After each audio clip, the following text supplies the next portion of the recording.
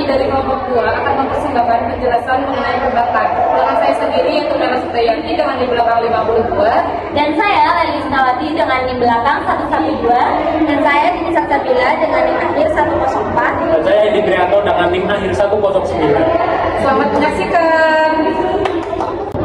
Yang pertama ada pengertian perbankan. Menurut Undang-Undang RI Nomor 10 Tahun 1998, pengertian bank adalah badan usaha yang menghimpun dana dari masyarakat dalam bentuk simpanan dan menyalurkan kepada masyarakat dalam bentuk kredit atau bentuk-bentuk lainnya dalam rangka meningkatkan taraf hidup rakyat banyak. Menurut Kasir, dari penjelasan di atas dapat disimpulkan bahwa bank merupakan perusahaan yang bergerak dalam bidang keuangan, artinya aktivitas perbankan selalu berkaitan dalam bidang keuangan, sehingga berbicara mengenai bank tidak terlepas dari masalah keuangan. Selanjutnya yaitu ada sejarah bank di dunia. Bank pertama di dunia adalah Bank Monte dei Paschi yang didirikan pada tanggal 1397 di Italia. Pada masa Renaissance, para bankir di Florence melakukan transaksi dengan duduk di meja penukaran uang. Nah, kata bank sendiri berasal dari bahasa Italia, bank yang berarti bangku. Nah, selanjutnya yaitu sejarah bank di Indonesia. Bank pertama di Indonesia adalah Nederlandse Handel Pasif, yaitu NHM, yang didirikan pada masa pendudukan Belanda. Yang kedua yaitu ada Bank Negara Indonesia atau BNI, didirikan pada tanggal 5 Juli 1946 oleh RM Margono Burjo Hadisono.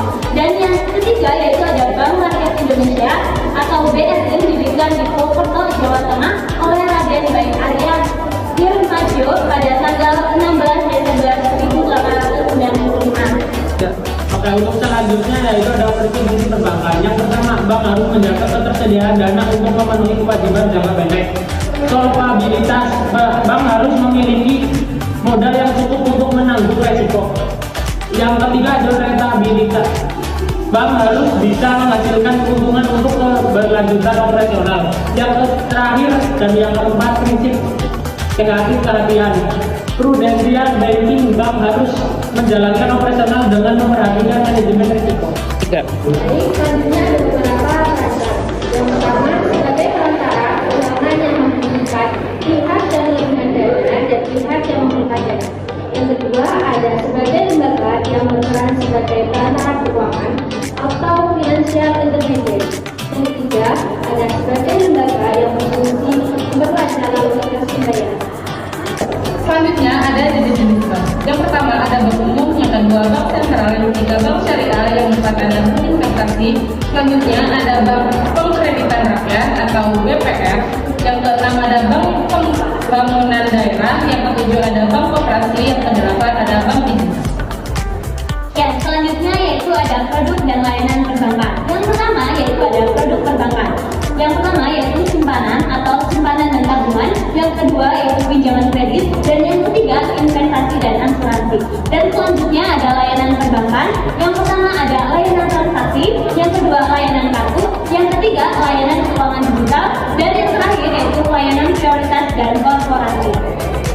Untuk selanjutnya itu ada fungsi bank. Fungsi utama bank yaitu ada tiga. Yang pertama, berfungsi sebagai alat menghimpun dana atau menyalurkan dana kepada masyarakat.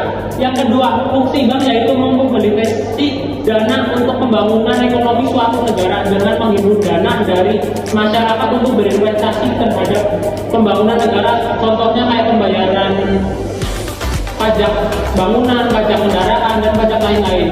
Yang ketiga, bank berfungsi sebagai lembaga memberikan pelayanan kepada masyarakat berupa jasa pelayanan perbankan syariah kepada masyarakat agar masyarakat merasa nyaman dan aman di dalam menyimpan dananya tersebut.